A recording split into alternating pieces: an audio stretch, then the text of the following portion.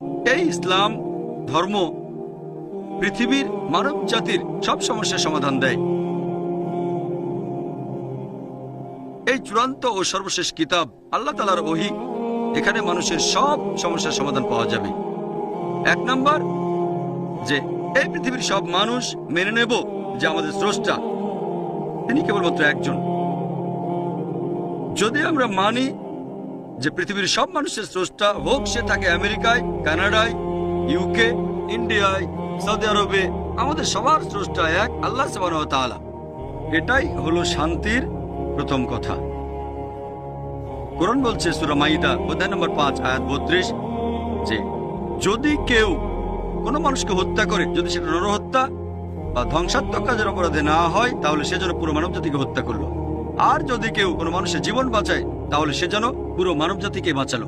কোরআন বলছে যদি কেউ, হোক মুসলিম বা অমুসলিম, অন্য কোনো মানুষকে হত্যা করে, হোক মুসলিম বা অমুসলিম, যদি সেটা নরহত্যা বা ধ্বংসাত্মক কাজের অপরাধে না হয়, যথার্থ কারণ ছাড়া, তাহলে সে যেন পুরো মানব জাতিকে হত্যা করলো।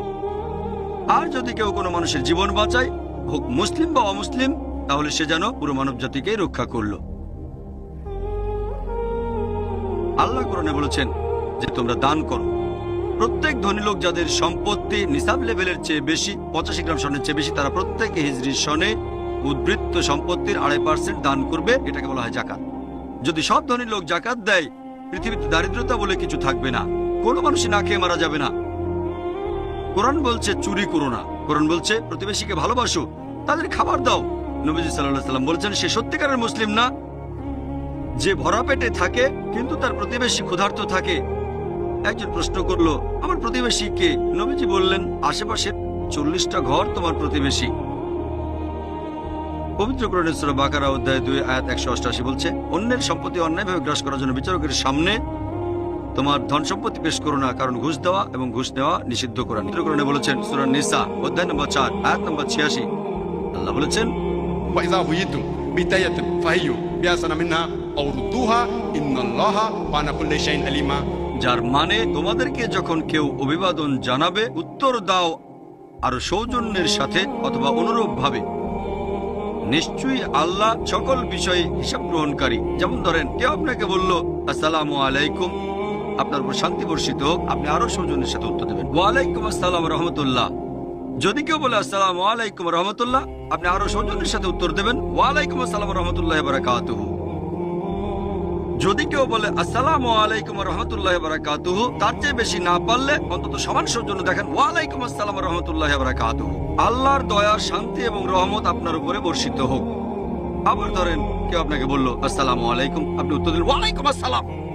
উত্তরটা একই রকম, কিন্তু এখানে আন্তরিকতা অনেক বেশি, সেটা হলেও ভালো। আল্লাহ বলেছেন তার চেয়ে বেশি অথবা একই রকম সৌজন্য দেখাও। আল্লাহ তাআলার নবী রাসূলগণ তারা সবাই এভাবে অভিবাদন জানিয়েছেন।